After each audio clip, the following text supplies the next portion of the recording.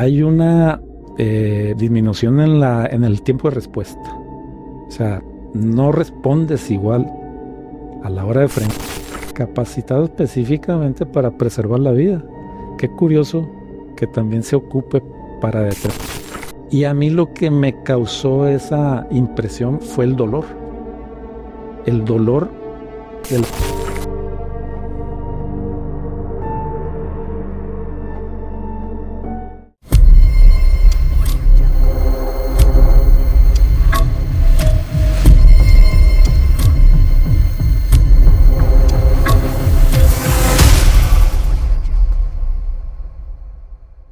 Hola, ¿qué tal? Bienvenidos a un capítulo más de su podcast Testigo de lo Desconocido. Mi nombre es Chava Gil y en esta ocasión abordaremos un tema un tanto polémico y desconocido. ¿Por qué? Porque la mayoría de las personas no conocemos esta parte que sucede después de un hecho fatal.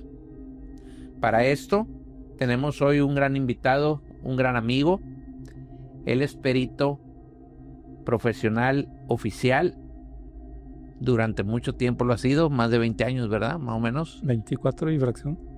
¿Cómo estás, Omar? Bienvenido. Muy bien, Chava. Te puedo decir Chava, tanto Sí, mundo sí, te adelante. conoce como Chava, ¿verdad? Así es. Es correcto. Tengo 24 años y 6 meses cumplidos el 1 de octubre.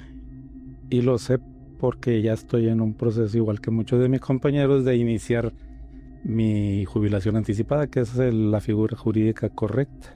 Ok. Y de hecho, muchos compañeros de mi generación, de los que quedaban, ya han salido, de hecho, o están en el proceso de salir. Yo acabo de iniciar el proceso. Y pues, ¿qué te puedo decir? En más de 24 años, pues todas las experiencias que me ha tocado vivir, de hecho, en diferentes áreas de la dirección, que ahora es de investigación pericial, dependiente de la Fiscalía General de Justicia de nuestro estado de Sinaloa. Nosotros nos conocimos en lo personal en la labor académica en ITESUS hace pues ya 10 años, yo creo, de esto. Pero para cuando yo estuve dando clases en esa institución, ya tenía bastante tiempo trabajando. Entonces, mi experiencia se remite propiamente a diferentes áreas o jefaturas, si se les llama como debería denominárseles, de las que componen la estructura de la dirección. Estoy hablando específicamente que cuando yo inicio hace más de 24 años, inicio adscrito al área de química forense. Por el perfil que yo tengo, que son propiamente afines, la biología. Estuve más de un año ahí y luego por cuestiones de logística del personal me asignaron a las áreas donde se desarrolla criminalística de campo y posteriormente evaluaciones e identificación de vehículos, que es donde duré más tiempo hasta la fecha, de hecho. Básicamente, a grandes rasgos, esa es mi experiencia dentro del área de la dirección de periciales, que para ser más puntuales, es una de las 3 que componen la base de lo que es la estructura del personal de fiscalía, siendo las otras 2 la dirección de policía ministerial y la otra la dirección de ministerio público, que es la que se divide en todas las áreas del Ministerio Público que atienden los diferentes segmentos que tienen que ver con lo que antes era Procuración de Justicia, a saber, pues, homicidios dolosos, tramitación común, delitos intrafamiliares, etc. Entonces, nosotros propiamente, al igual que el policía ministerial, somos auxiliares del Ministerio Público, pero dependemos y trabajamos para diferentes direcciones que operan independientemente una de las otras. Sin embargo, siempre estamos de alguna manera en contacto porque nosotros emitimos dictámenes que el Ministerio Público solicita sobre cualquiera de las 20 y tantas áreas periciales que se pueden en su momento presentar en una averiguación previa o carpeta de investigación, como se les denomina ahora a cada expediente que se maneja en cada área. Básicamente ese es el radio de mi accionar, circunscrito precisamente a los delitos de tipo patrimonial, que en este caso es robo de vehículos y daños en hechos de tránsito, que pues son áreas que siempre tienen mucha demanda, ¿no? Pues sí, o sea, se le puede decir demanda, pero más bien hay un exceso de eventos que ocurren, Sí. que de eso podemos hablar un poquito, porque obviamente tiene que ver con esas áreas de criminalística. Nada más que en la criminalística se atienden tanto eventos dolosos como culposos. Y curiosamente los culposos tienen un grado de exposición pública menor a los, quiero decir, los culposos que los dolosos. Los dolosos, entre ellos hay los famosos llamados delitos de alto impacto, que esos obviamente ocupan más atención de los medios, sobre todo. Okay. En todo este tiempo, bueno, para conocer un poquito el contexto así muy breve, ¿cómo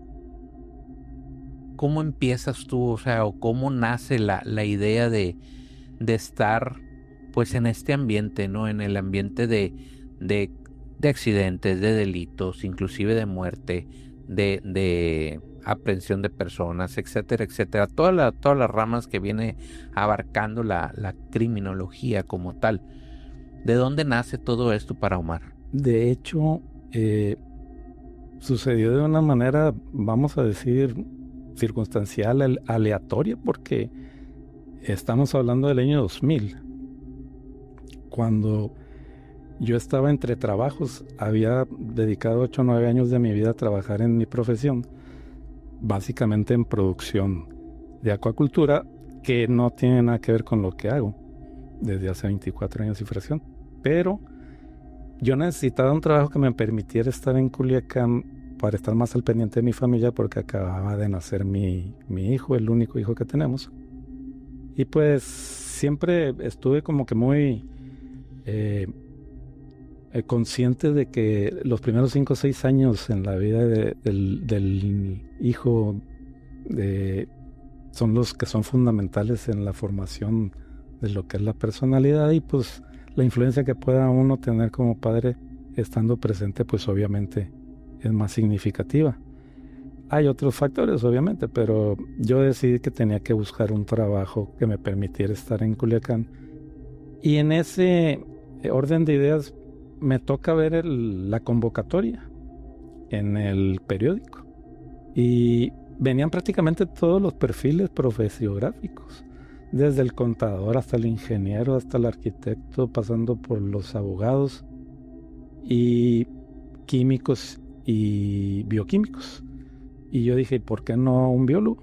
Se me ocurrió hablar por teléfono a la persona que aparecía ahí en la convocatoria, y me contestó que le permitiera que lo investigara, porque no me podía resolver ella, para ver si yo podía presentar una solicitud por mi perfil.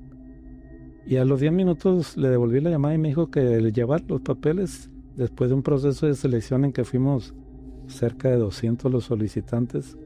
En el primer filtro, donde hubo las pruebas de conocimientos generales y los psicométricos, quedamos 44 aspirantes. Esos 44 ingresamos al curso de formación, o propedéutico, como se le decía antes, que se dividía en las 3 áreas de criminalística, medicina forense y química forense. Entonces, los 4, al término de los 3 meses, ya egresamos de lo que antes era y existe todavía la Academia de Ciencias Penales o Forenses. Ahora ya es la Unipol, ya es otra instancia, donde se capacitaban los aspirantes para ingresar, pero ya con el visto bueno, vamos a decir. Y el contrato llegó eventualmente a los 3 meses. Y yo desde diciembre del 2000, cuando terminamos el curso en noviembre, ya estaba integrado haciendo guardias. Fueron las primeras guardias donde me tocó darme cuenta cuál era exactamente la naturaleza de la operativa. Y pues sí, la verdad me llevó una sorpresa. Yo no sabía que existía ese... es muy común que la gente minimice, porque he sabido de compañeros a los que les han dicho levanta muertos o anda tú a recoger los restos de lo que quedó, ese tipo de perspectiva que de alguna manera trivializa, pues. Así es. Cuando a nosotros se nos dijo, y la bibliografía así lo hace constar, que el trabajo de criminalística pues es propiamente básico para esclarecer cómo fue que en su momento pudieron haberse desarrollado los hechos que derivaron en una conducta criminal habiéndose cometido un delito, un crimen, de los tantos que están tipificados en el código.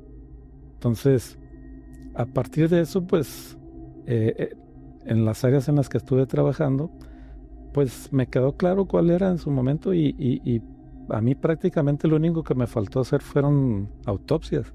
Pero como estuve presente en muchas, pues prácticamente sé lo que se hace. Okay. Obviamente el perfil del médico es el indicado para determinar las causas, ¿no?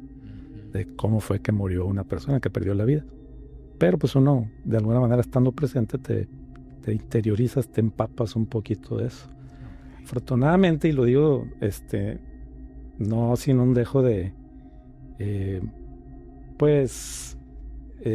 digamos, el perito que le toca acudir a procesar una escena tiene que hacer acopio de cierta perspectiva y actitud que le permita enfocarse. Okay. Y lo que tú percibes cuando acudes a una escena de un hecho constitutivo de delito, generalmente es algo que es traumático, y sobre todo para las personas que están relacionadas con la persona que perdió la vida, que es algo de lo que podemos hablar y que me di cuenta perfectamente. Ok. ¿Y cómo después de estar en lo que estabas, meramente biología, cuál fue el choque o cuál fue ahorita lo mencionas, algo traumático, cuando te enfrentas por primera vez a un hecho, pues, no cualquiera, sino quizá no fue el primero, pero de los primeros que ya fue demasiado traumante? Y de hecho es algo que se te queda grabado para toda la vida. O sea, yo después de 24 años me acuerdo perfectamente de casi la mayoría de los hechos a los que me tocó acudir. Sobre todo de algunos que fueron más, de alguna manera, característicos por la forma en cómo ocurrieron los hechos. Y yo en la primera guardia de ese diciembre, que todavía no era oficial, pero ya estaba activo, o sea, nos asignaron a guardias nocturnas, y es cuando te das cuenta de todas esas cosas que suceden en Culiacán, que quizás ahorita con el clima que hay son más frecuentes, más evidentes, ¿no? Y evidentes porque suceden a cualquier hora del día. Así es. Pero en fin de semana, estadísticamente, pues se incrementaban ciertos delitos, ¿no? Ajá. Es curioso. Muchas personas no tienen la percepción de que las muertes violentas se pueden dividir, de hecho se dividen en culposas y dolosas, pero curiosamente las culposas, que se asocian con las accidentales, son mucho más en volumen estadístico frecuentes que las de personas que pierden la vida por agresiones directas. Obviamente lo común es impactos de arma de fuego o arma blanca o golpes o lo que sea. O sea, mundialmente y en México, la cantidad de personas que mueren por accidentes, y de estos, pues los más comunes son los de hechos de tránsito, siempre en los últimos décadas, de hecho, han estado muy por encima de la cantidad de personas que mueren por cualquier otra causa violenta que no sea accidental, que sean intencionales, pues. Ese dato, si te metes en internet, lo encuentras. Sí, en México estamos hablando de más de 1 millón en 2024, creo. Vengas. Y los que murieron, pues obviamente no llega ni a la mitad de eso. Ajá. Mucho menos, de hecho. Pero ahí estamos hablando de que hay una estadística también negra de muchos hechos que ocurren y no salen a la luz hasta mucho después. El caso de tantas lugares donde se han encontrado restos humanos. Ajá. Eso está muy por debajo del número real porque no se han encontrado todas. Hay ciertas áreas donde sabes que hay que ir a buscar, pero obviamente es mucho más el potencial de lo que sí, por tanta gente que sobre todo son migrantes y que no dejan rastro de su paso por acá, y por obviamente cuando hacen falta y nadie las procura, pues obviamente puede ser que encuentres también lugares donde haya restos así, porque la historia así lo establece. O sea, se han encontrado desde hace algunos años. De hecho, la proliferación de equipos de madres buscadoras, por darles un término genérico, obedece a esa situación de que sí hay personas buscando a sus parientes deudos que desaparecieron, no solamente de aquí de connacionales, sino de gente que viene del sur de la frontera. Ok.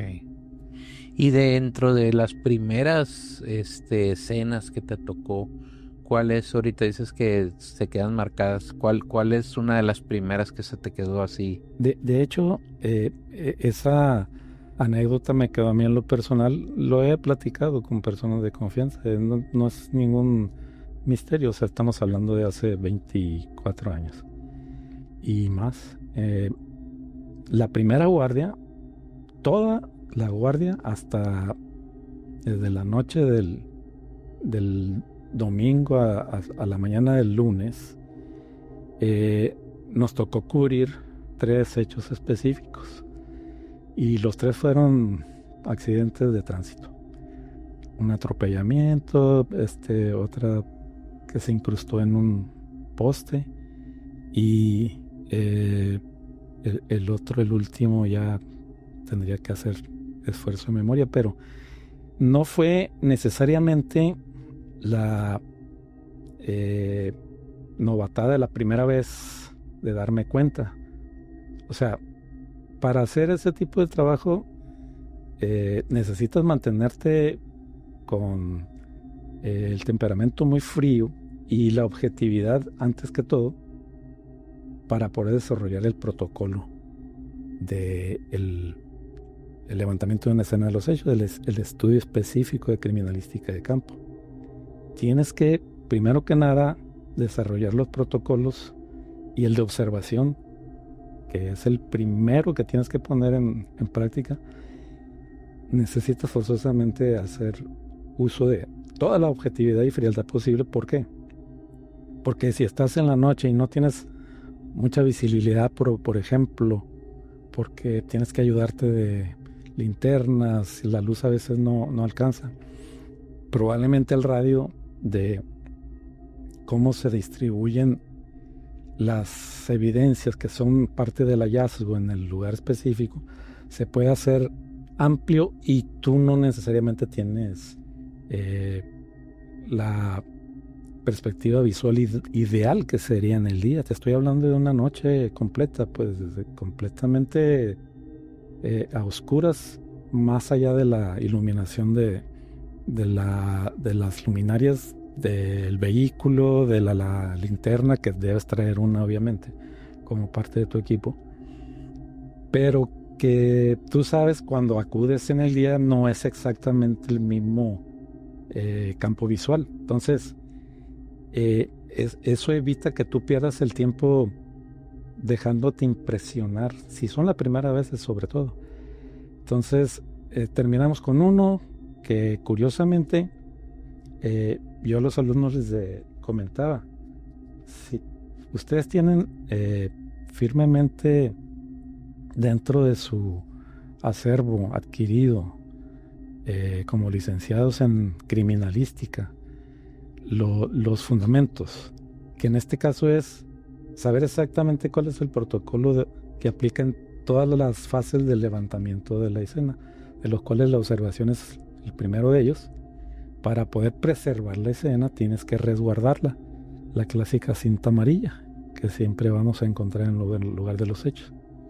Y además tienes que fijar que puedes utilizar el recurso más socorrido, que es el uso de una cámara, de preferencia una de alta resolución, y tomar fotos o video, o las dos.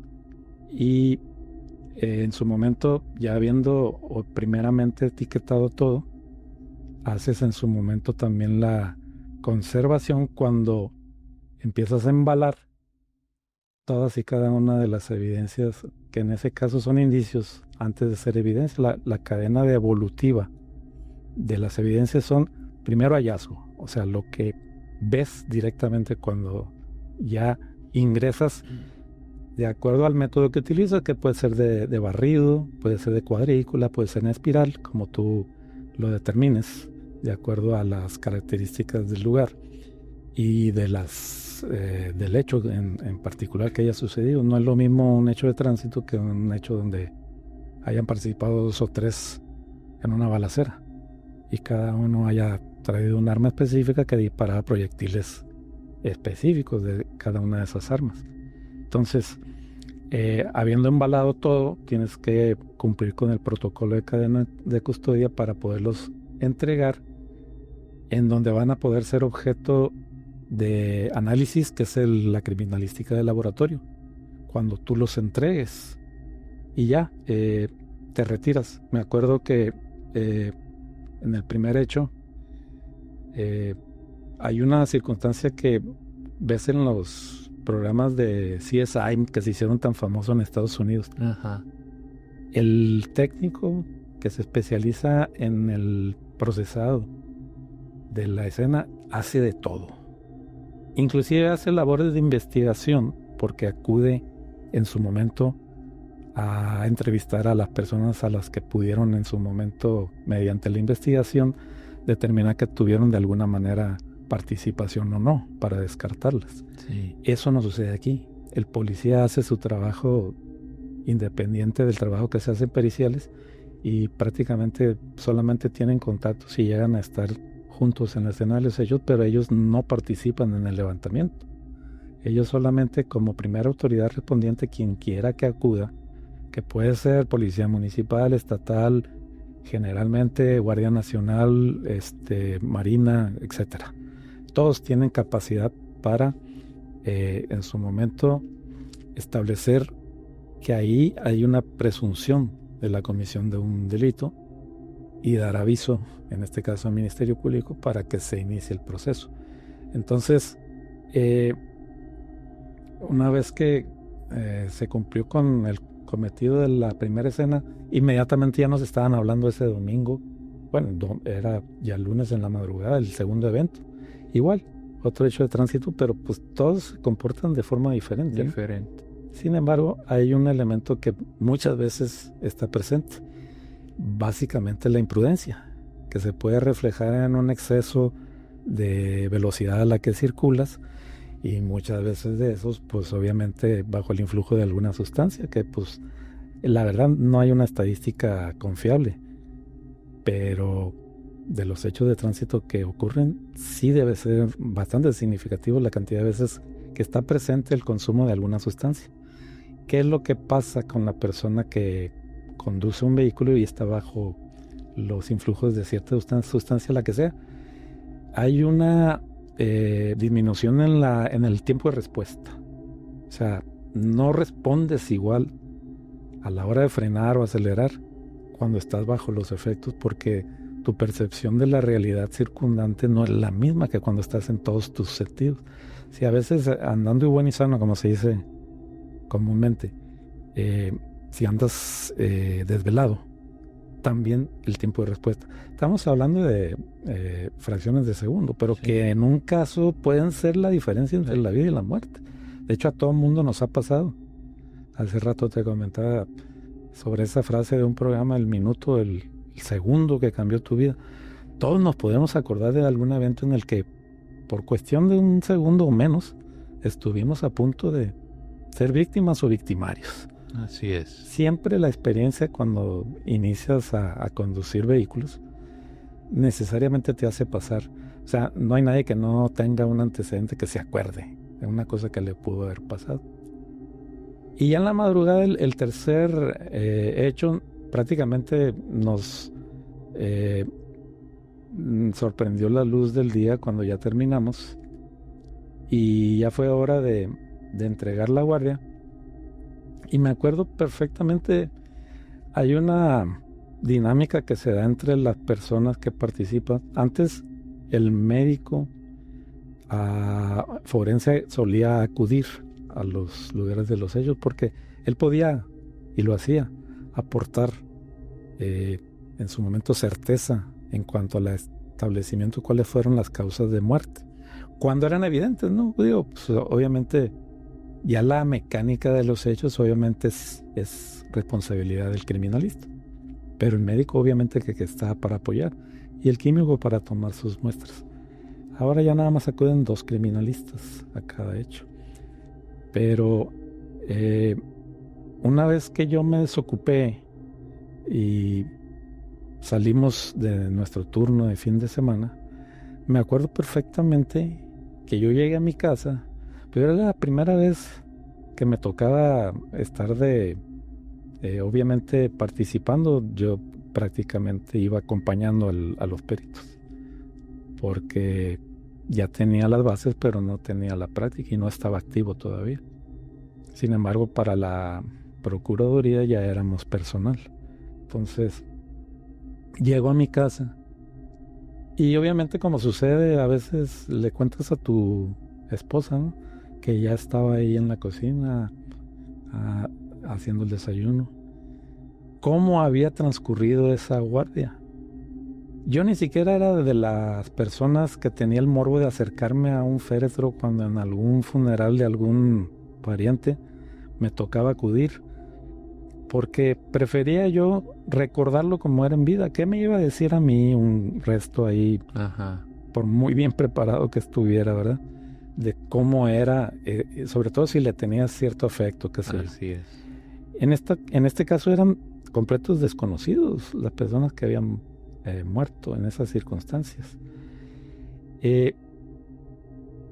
Al estarle platicando a mi señora, no soy yo del tipo muy emocional y no pude evitar que se me salieran las lágrimas. Curiosamente, traté de autoanalizarme un poquito y me di cuenta y llegué a la conclusión de que no era por lo cruento de los hechos en sí.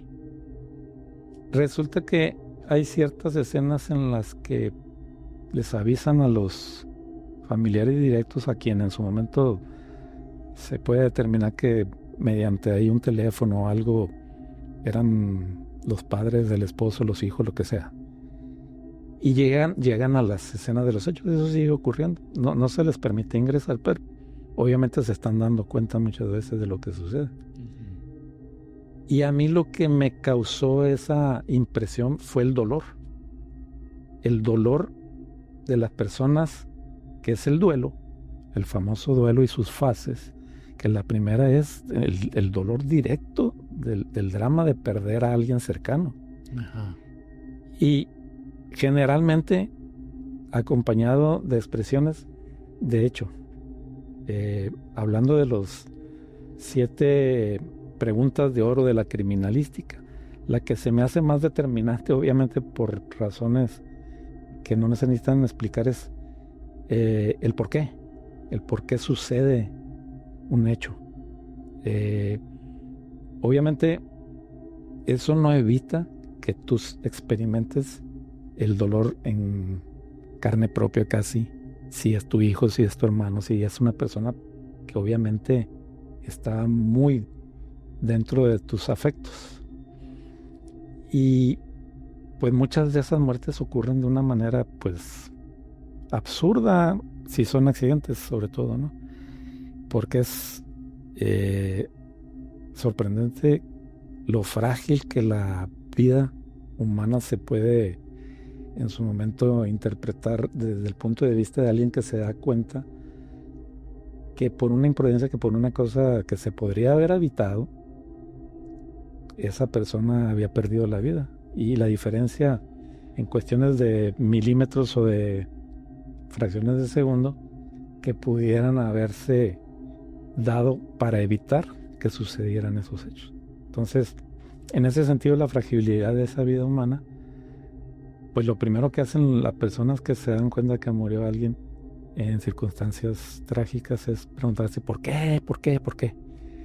Y obviamente el llanto y la negación y todas las fases del duelo, que esas ya sobrevienen después. Entonces, te repito, no fue lo cruento de los accidentes o de los hechos en sí, fue propiamente el vivir de corta distancia el dolor de las personas. Un dolor genuino, porque nadie que se acerca ahí se acerca fingiendo nada. Así es. Entonces, esa es una constante. La verdad es que te tienes que aislar de eso para poder hacer tu trabajo profesionalmente. ¿Y eso cómo lo hacen? O sea, ¿cómo se enfrentan? Pues no nada más, o sea, es todo el personal que interviene en una escena pues de crimen o de accidente, etcétera. ¿Cómo lo enfrentan o cómo lo digieren ustedes? Ciertamente al paso del tiempo, te lo digo porque pues yo también trabajé mucho tiempo en un periódico en el área de policíaca. Y sí es cierto, ¿no? O sea, a fin de cuentas uno se empieza pues como comúnmente decimos, ¿no? A desensibilizarse de eso, pero no es eso. Es que nos aislamos, pero ¿cómo enfrentan esta situación ustedes? Te decía, la primera estrategia es necesariamente enfocarte para poder desarrollar tu trabajo. Si no, pues obviamente no vas a estar completamente dirigido a lo que tienes que hacer y vas a dejar de lado a lo mejor inadvertidamente algunas cosas que te tendrías que haber desarrollado. Otra estrategia es que en aquel entonces pues trabajábamos en equipo y la dinámica entre las personas que conformaban el equipo generalmente pues era de camaradería, sin dejar de obviamente dedicar tu energía y atención a lo que estabas haciendo. El hecho de interactuar con tus compañeros también permite que hagas uso de esa objetividad. Al final de cuentas, por ejemplo, te puedo poner un ejemplo. Quizás para el médico que no está acostumbrado, uno que pueda estar ingresando al conocimiento de lo que es la anatomía humana, y qué mejor forma que a través de una autopsia. Es muy común que digan, ojalá que no sea un bebé. Y si es mujer, a lo mejor con mayor razón. Porque obviamente la connotación de un ser que está todavía en cierto nivel de pureza en más de un solo sentido hace que se sienta uno que está profanando inclusive, ¿no? Me imagino, algo así sin ser demasiado dramático, porque al final de cuentas tienes que ser profesional. Y obviamente es muy importante para los padres de una criatura que perdió la vida tener la certeza de cuál fue la causa exacta. Y a veces eso no es tan simple de establecer. O sea, tienes que hacer toda una serie de pruebas, de análisis, de cuestiones que se tienen que hacer en laboratorio, inclusive patologías, etcétera, para poder determinar con exactitud una muerte que aparentemente no tiene rasgos de haber sucedido de una forma violenta. Si es una criatura, pues a lo mejor abandonada en un clima de baja temperatura, pues se entiende que murió por hipotermia. Ese tipo de cosas, pues obviamente sí son necesariamente no tan difíciles de establecer. Pero hay otras causas que no necesariamente. Entonces, básicamente la herramienta principal es qué tan profesional, que eso implica ver con frialdad la actividad para poder estar en completo control de tus conocimientos. Enfocado es lo que necesariamente te va a hacer que con el paso del tiempo te acostumbres, porque pues Imagínate, ahí hay compañeros que tienen también 20 y tantos años. ¿Cuántas autopsias no llevarán?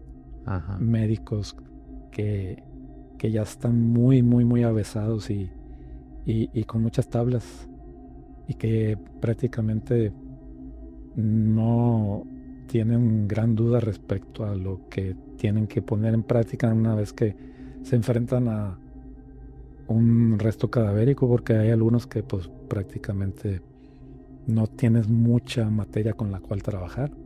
Sin embargo, pues la ciencia precisamente prevé esas particularidades y obviamente se tiene que llegar a ese fin al final de cuentas. Entonces, eso ya también depende del...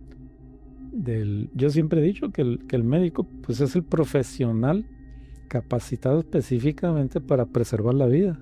Qué curioso que también se ocupe para determinar la muerte. Sí. O sea, es labor de ellos. Y las dos conviven perfectamente dentro de su perfil. ¿Tú crees que sería entonces esta la parte más difícil del trabajo de campo? ¿O cuál sería? Específicamente, hablando de las 7 preguntas de oro, está la de quién. Primero que nada, establecer la identidad de pues el cadáver o el resto cadavérico, que muchas veces no tienes mucho con qué trabajar. Pero para eso está la genética, que es el área más con mayor caudal de trabajo, por obvias razones. O sea, hay mucha gente que no se sabe en su momento cuál es su identidad. Y ese es parte del problema del hacinamiento y el problema que tenemos, no nada más aquí en todos lados. De hecho, hay otros estados como Jalisco que tienen un problema desde hace años muy fuerte de restos no identificados o no reclamados. Aparte, la pregunta también aplica cuando hubo una intencionalidad, ¿quién fue el que en su momento participó? Eso también es relativamente complicado cuando no tienes muchas evidencias con las cuales trabajar. Obviamente, eso ya es trabajo del criminalista determinar en su momento. Pues hay otros elementos que ya, no sé si te enteraste del caso que ocurrió, es del dominio público, salió en la prensa.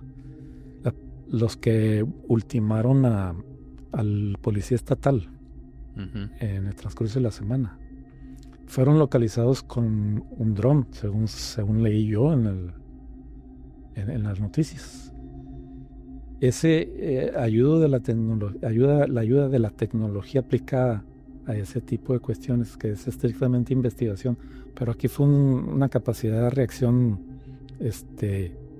prácticamente inmediata al hecho, sí, lo que permitió que localizaran a los agresores, que fue donde los encontraron, en el lugar donde perdieron la vida. Entonces, eso de alguna manera pues no existía hace 5 o 10 años. Ajá. Entonces sí puede ser de bastante auxilio. Sí.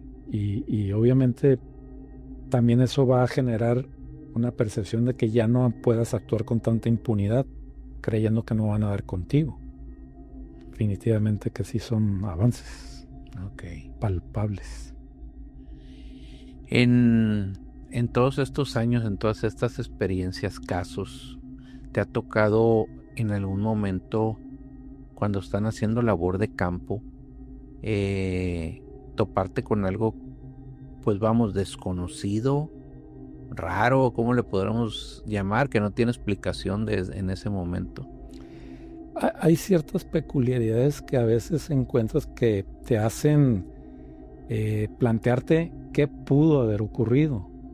La mayoría de las veces, si tienes el cuidado de asociar y fundamentar y buscar una explicación racional, la encuentras. Pero sí hay situaciones en las que definitivamente te quedas inicialmente patinando, como diciendo, cabrón, ¿qué sucedió aquí?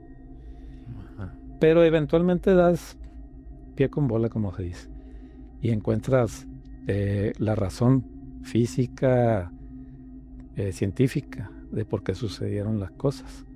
Sin embargo, lo que a mí más me ha llamado la atención es darme cuenta de la naturaleza humana. De esas 7 preguntas de oro, la del por qué te decía que era la de determinante, dado que muchas veces no alcanzas a visualizar por qué algunas personas cometen un delito sabiendo exactamente que están incurriendo en una falta, en una agresión, en lo que sea. Y eso te remite a pues la naturaleza humana, y la naturaleza humana tiene que ver con cuestiones instintivas también. Entonces, estamos hablando específicamente, me hace acordarme mucho de la película Seven, que se hizo muy famosa, la de los 7 pecados capitales. Sí. Leyendo un poquito a los clásicos, te das cuenta que, por ejemplo, una frase atribuida, no sé si a Sócrates o a Platón, se dice que la raíz de todos los males de la humanidad está en el ego. Y obviamente, si alcanzas a comprender un poquito qué es el ego, es simplemente asociarlo con la palabra en inglés pride, que es orgullo. Pero el ego es el primo hermano prepotente del orgullo. ¿Qué es el ego? Es creer que tú sobresales sobre el resto de tus personas que viven alrededor de ti porque tienes cierta preponderancia sobre ellos. Generalmente eso obedece a causas de que, pues, obviamente te crees más inteligente, más guapo, que tienes más dinero, tienes obviamente algo que en exceso tus congéneres están en desventaja con respecto a esto. Pero esa es una percepción propia de cada quien. Cada quien en su momento se deja dominar por el ego en la medida que lo permiten.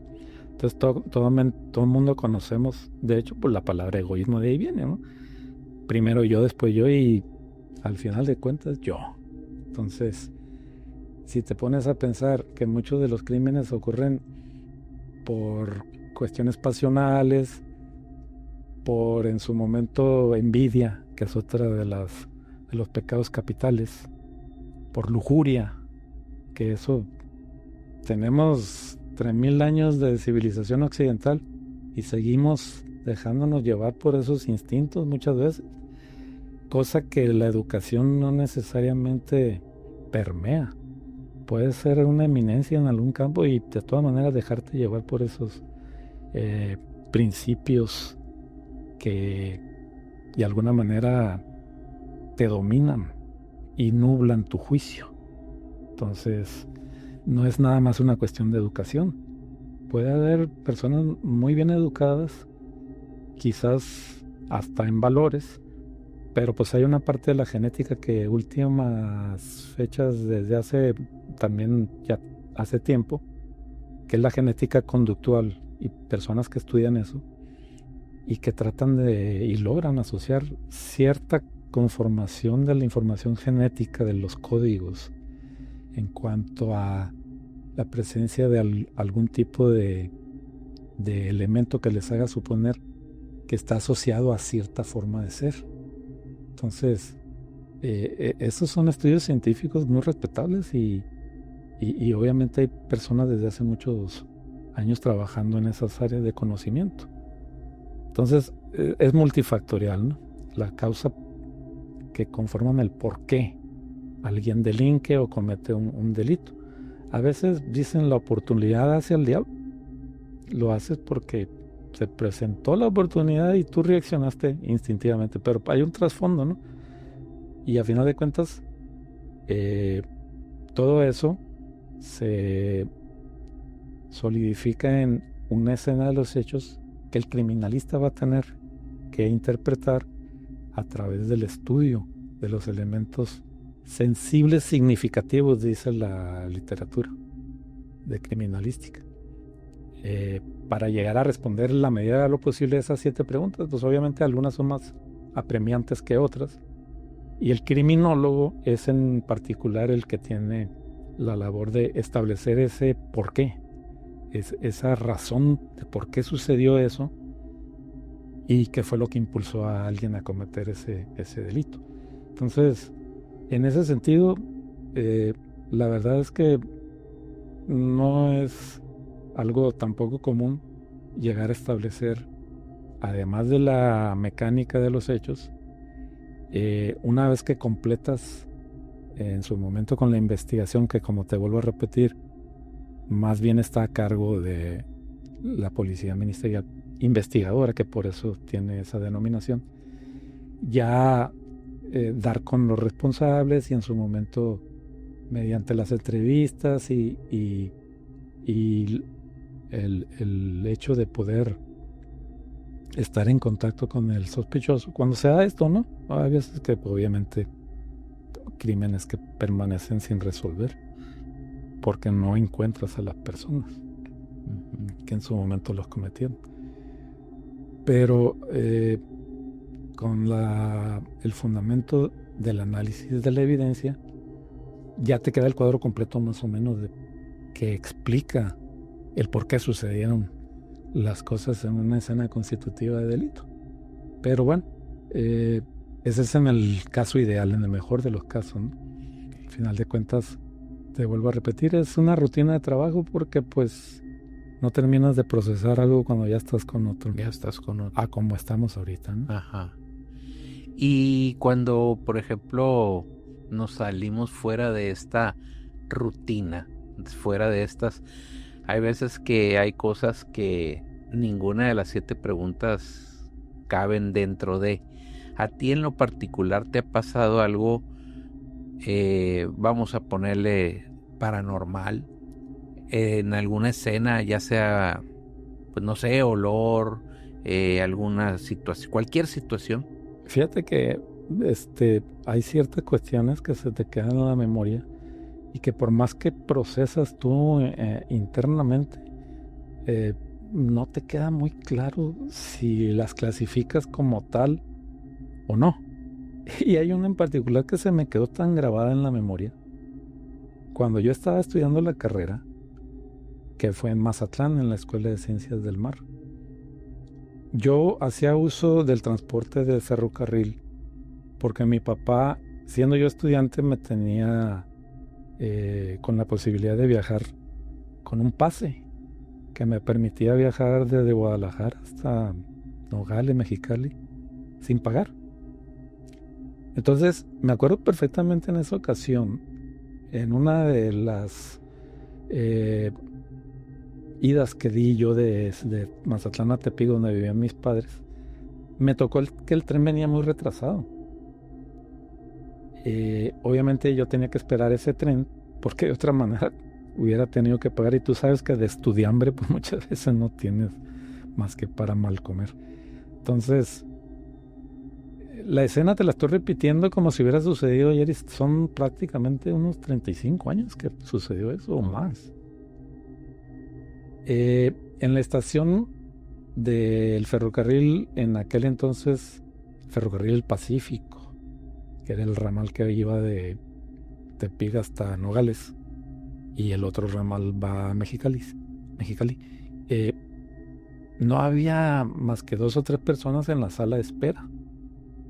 Yo no necesitaba comprar boleto, pues ya tenía mi credencial del pase. Y se me antojó fumarme un cigarro. En aquella época fumaba un poquito, no mucho, pero sí tenía ese gusto, mi Raleigh. Y me salí al andén para no estar fumando dentro de la sala de espera. El andén estaba parcialmente iluminado, pero yo ya me ubiqué al final del andén donde estaban los almacenes de la estación de ferrocarril, sentado ahí en la banqueta del andén. No había absolutamente nadie. Serían que como las 8 o 9 de la noche.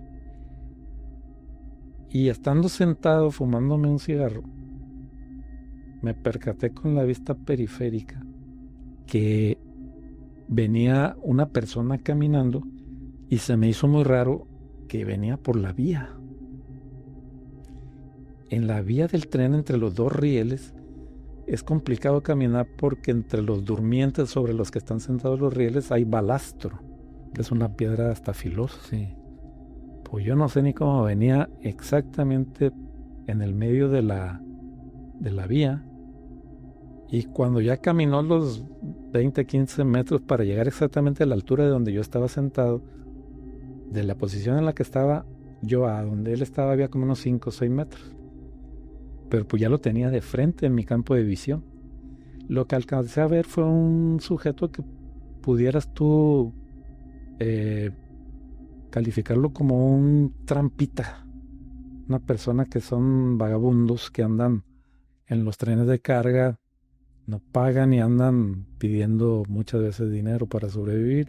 Pues muchas de las situaciones de los migrantes se asemejan, ¿no? Ajá. Pero este en particular estaba sucio y con el cabello largo, se notaba que no tenía hábito de bañarse muy seguido.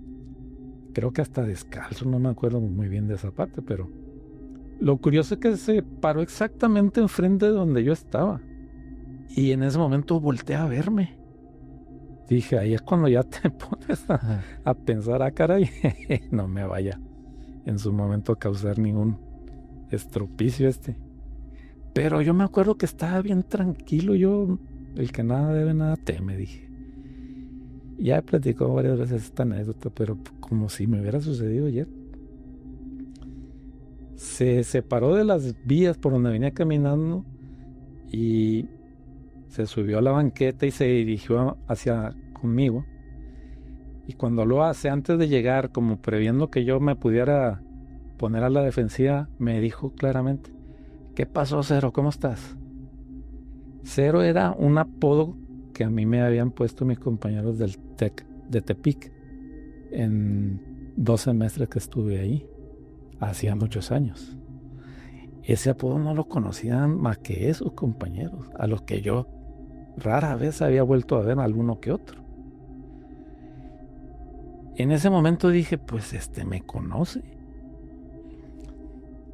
Y sin pedir permiso ni nada, no tenía por qué hacerlo, se sentó a un lado mío. ¿Me regalas un cigarro? Sí, cómo no, Yo no lo quise incomodar preguntándole quién era, porque yo no tenía, y sigo sin tener la menor idea de quién era. ¿Quién era? Pero él me empezó a platicar de mis compañeros del grupito de la pandilla de la bola. Y a todos los mencionó por sus apodos y algunos por su nombre. O sea, era muy obvio que él conocía a esa palomilla, ese entorno que a mí me tocó, con el que me tocó de partir y compartir en esa época. Pero yo no tengo hasta la fecha la menor idea de quién era él. Él, en el mejor de los casos, debe haber sido alguien que también coincide ahí, pero que no era parte de ese grupo. Y sin embargo nos ubicaba, que también es una posibilidad. Sin embargo, no quise entrar en detalles con él. Preferí que él sintiera la camaradería de mi parte para que obviamente interpretara que yo lo estaba aceptando sin mayor problema, que para mí no representaba ningún peligro ni riesgo de nada. Ajá. Se terminó de fumar el cigarro, se levantó, ahí nos vemos, y se volvió a meter entre las vías del tren para seguir caminando en el mismo sentido que iba, y así lo hizo hasta que desapareció de mi vista.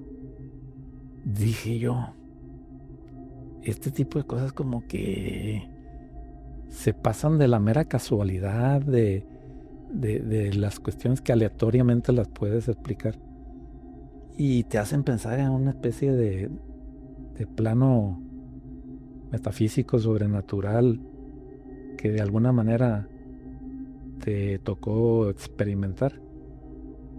Pero al final de cuentas no le quise dar esa connotación, porque dije, pues también tiene cierta lógica, pues el mundo está muy chico, somos 8,000 millones de gente, pero necesariamente nuestro círculo interno es conocido, es a final de cuentas personas con las que tuviste un vínculo en algún momento. Ajá. Nada más que de no me acuerdo para nada.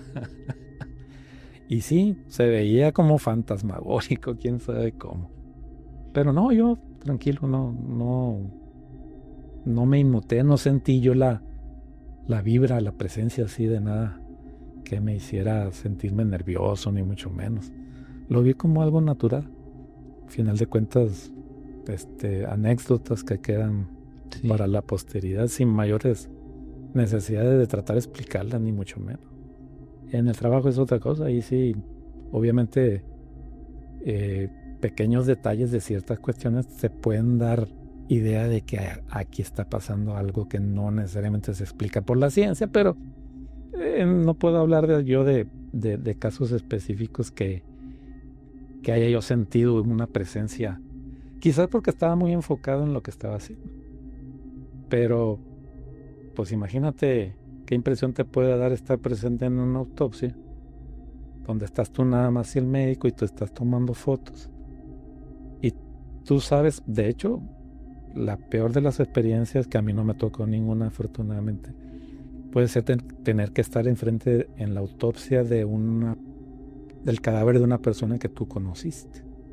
Ajá. Eso necesariamente sí requiere de hacer un uso de un extra de frialdad. Sí. Para poder en su momento hacer tu trabajo. Y peor si es una persona que era muy cercana a ti, obviamente. No se puede ser un monstruo insensible como para no dejarte afectar.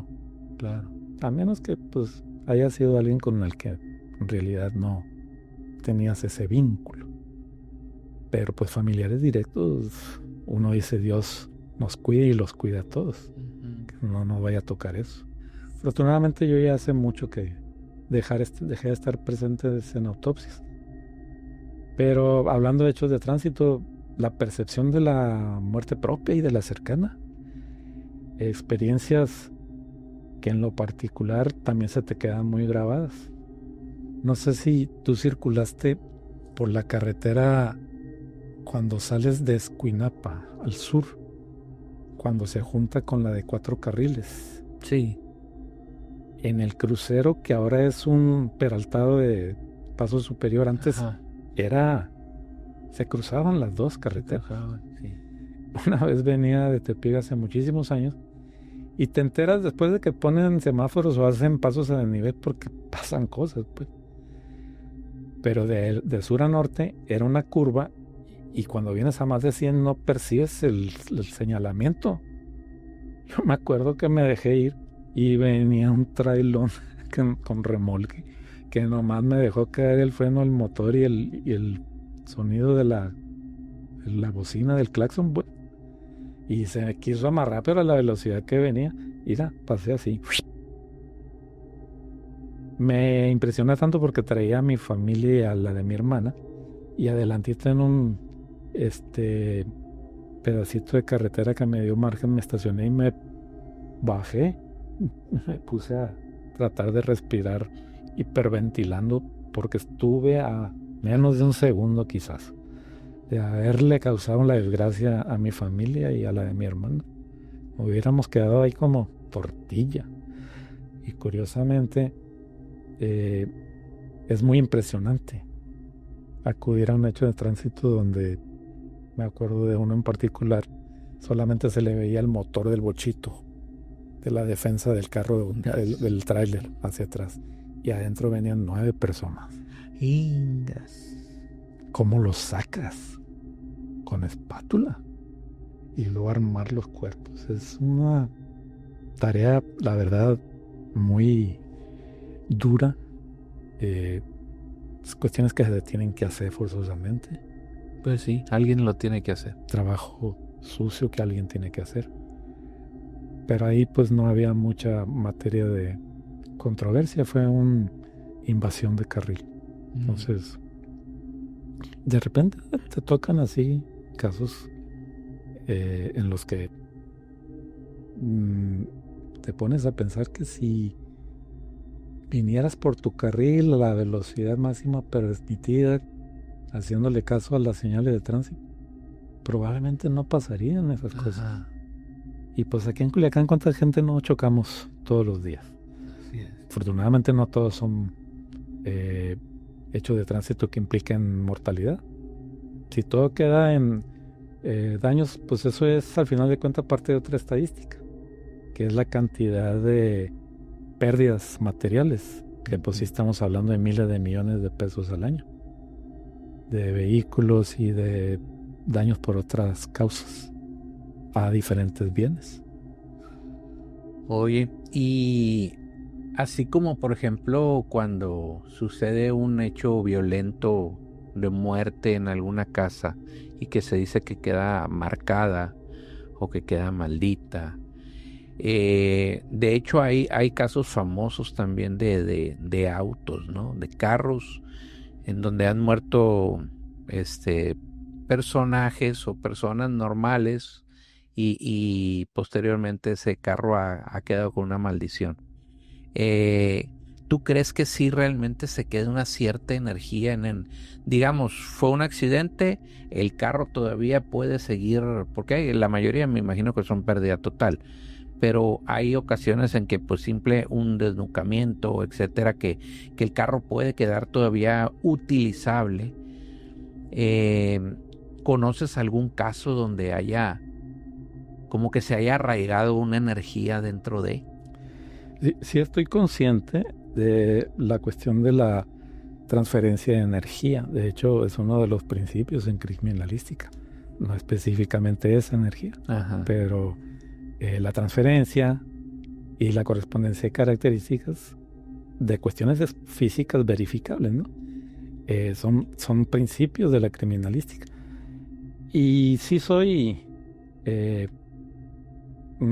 adepto a creer que esa energía que muchas veces transmiten las personas que se encuentran bajo un nivel de estrés muy fuerte, quedan de alguna manera al menos transmitidas fuera de la corporeidad de la persona. Que se queden deambulando en cuestiones materiales, ahí sí ya obviamente no es algo que yo necesariamente desde mi punto de vista científico pueda avalar, porque la verdad no me ha tocado. Pero si puedes sentir en su momento la energía negativa de alguien que tiene algo contra ti, si lo tienes así a corta distancia, ¿por qué razón no lo vas a percibir de alguien que la dejó flotando en algún momento? Aunque eso pues más bien es visual, ¿no? Pero en el imaginario de la gente, pues eso ha dado temáticas hasta para tantas películas que se han hecho, ¿no? Sí. Igual queda dentro del plano de lo fantástico. Para mí, la verdad es que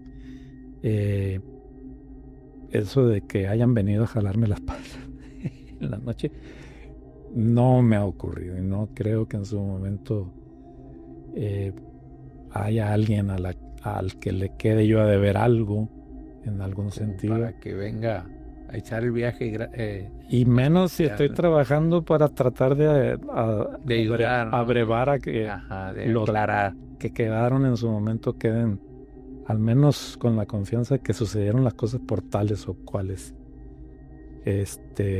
condicionantes, pero pues obviamente uno muchas veces ya no trasciende a eso, porque mucho del trabajo que se hace, la verdad es que tiene cierta connotación tramitológica. O sea, al final de cuentas se tiene que establecer y deslindar responsabilidades, que esa es una de las finalidades del trabajo que se hace a nivel de investigación.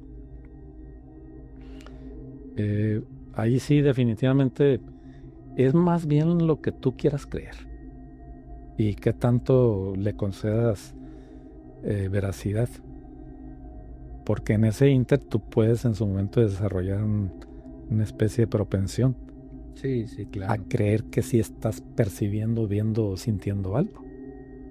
Hay un experimento que lo hizo y que al final de cuentas te quedas pensando, bueno, ¿esto se puede explicar por las leyes de la física? Pues sí, pero no del todo. ¿Te acuerdas cuando murió Michael Jackson? Uno de los amigos de Michael Jackson, que él lo consideraba su amigo, era Uri Geller. Uri Geller es un famoso parapsicólogo israelí, todavía vive, creo ya de estar muy mayor. Me acuerdo perfectamente, tenía yo 14, 15 años, cuando se presentó en la televisión, en el programa de la noche, y la moderadora fue Lolita Ayala. Ella lo entrevistó a Uri Geller, un sujeto flaco, blanco, de cabello negro, así largo más o menos. Él se presentaba como tal, como parapsicólogo. Y era famoso por doblar las cucharas de metal, haciendo este movimiento. Paraba los relojes, los automáticos, los de cuerda, con hacer un movimiento así. Y eran experimentos que él hacía.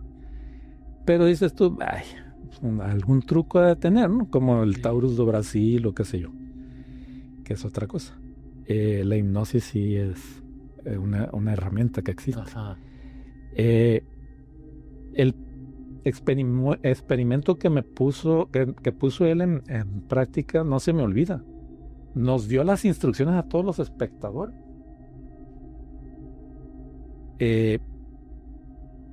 Van a hacer de cuenta que tienen una hoja en blanco y que tienen un lápiz o una pluma. Ustedes, yo en la práctica voy a dibujar. Esa hoja la van a proyectar como si fuera la pantalla de un cine y ustedes estuvieran solo en las primeras filas. El lápiz era para él, no era para los espectadores. Van a cerrar los ojos y mentalmente van a hacer de cuenta que se van aproximando a la pantalla de una manera así, transportándose por sus propios medios, todo imaginándoselo.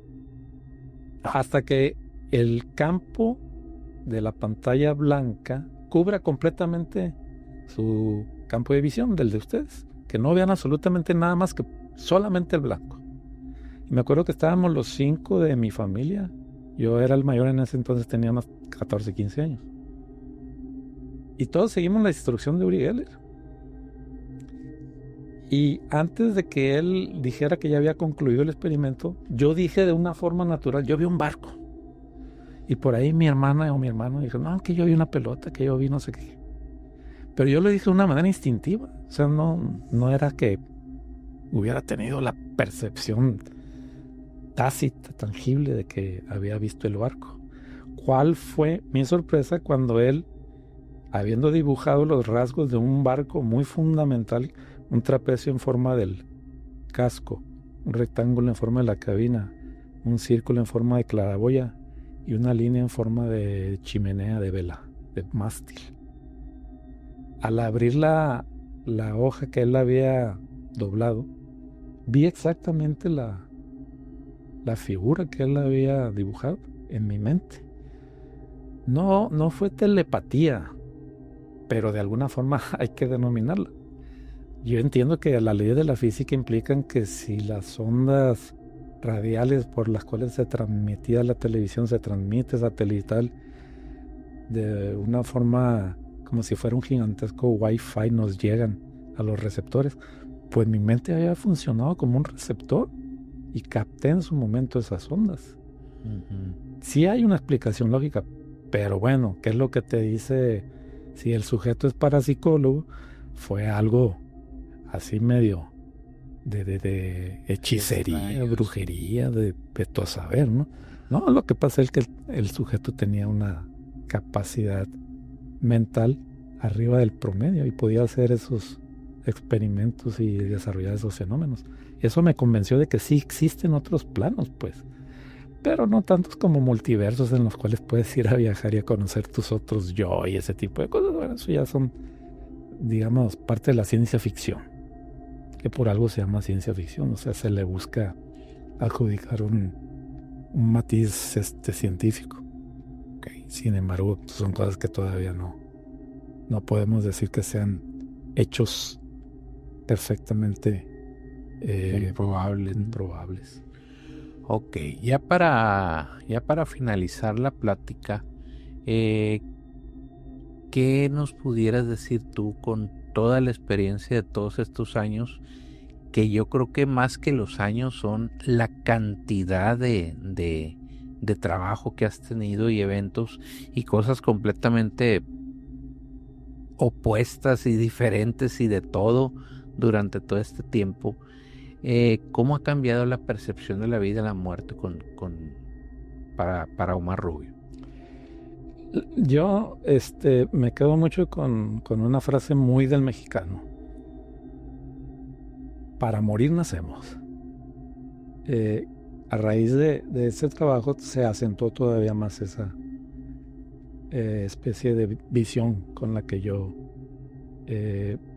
opero en ese sentido. La verdad es que la consecuencia natural de haber nacido es que en algún momento vamos a morir. Uh-huh. Todavía no hay nadie que se haya regresado, como dicen también los dichos, ¿no? Sí. Entonces, el asunto no es ese, el asunto es cómo vivas en el intermedio. Yo a los alumnos de criminalística les di clases, en algún momento les aconsejaba, si ustedes realmente sienten que el perfil de lo que ustedes están estudiando es el que les acomoda, en realidad es muy simple tener las bases.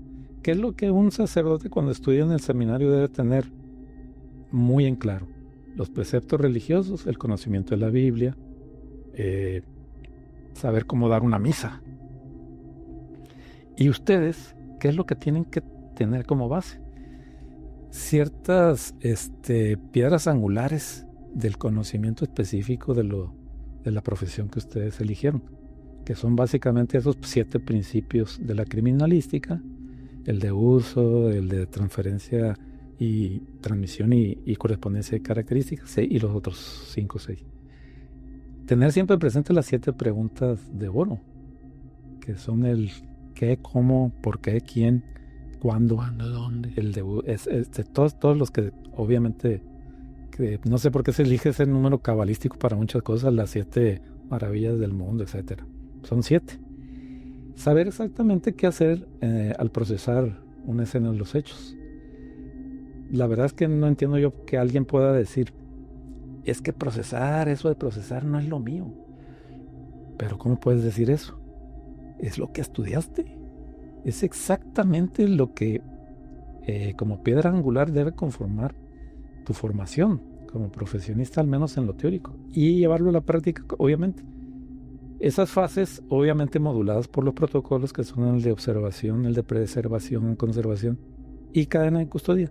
Mientras tengas eso sólidamente acopiado en tu formación académica, no vas a tener ningún problema para desarrollarte en el trabajo si te vas a dedicar a eso, porque esa es otra.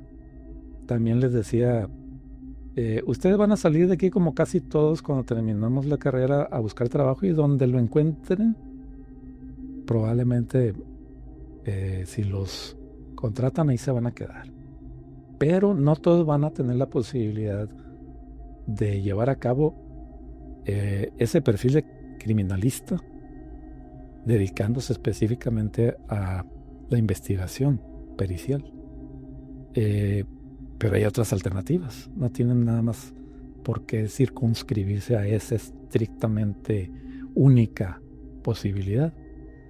De hecho, la parte de la investigación también tiene que ver con criminalística de alguna manera, y esa en la policía ministerial siempre va a haber más posibilidades, porque ahí hay como una dinámica de estar contratando más frecuentemente personas que por diversas circunstancias, que ya sabemos que muchas de ellas no son deseables, van desocupando esas posibles plazas. Siempre va a haber alguna vacante, ¿verdad?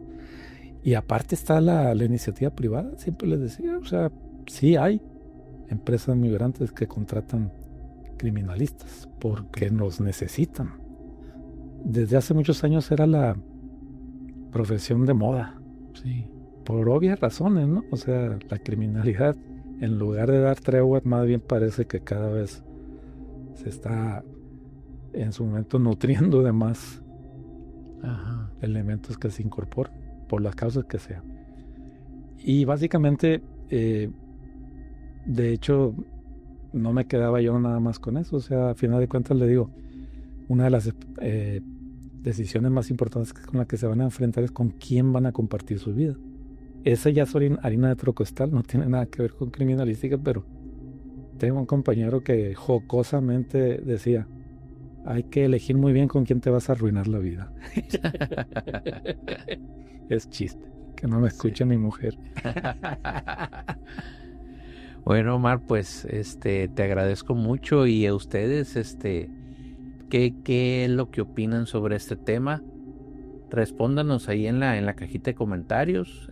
Si les gustó el capítulo, pues compártanlo, suscríbanse. Y Omar, pues muchísimas gracias por toda esta información que nos diste, y pues para conocer un poquito más de este tipo de profesión, ¿no? Te agradezco mucho. Para servirte, Chava, a ti y a tus audiencia, ¿cómo se le puede denominar? Así es la comunidad de testigos de lo desconocido. Perfecto, mientras no sean testigos de Jehová. Pues sin más por el momento, nos despedimos y nos vemos el próximo capítulo. Hasta la próxima.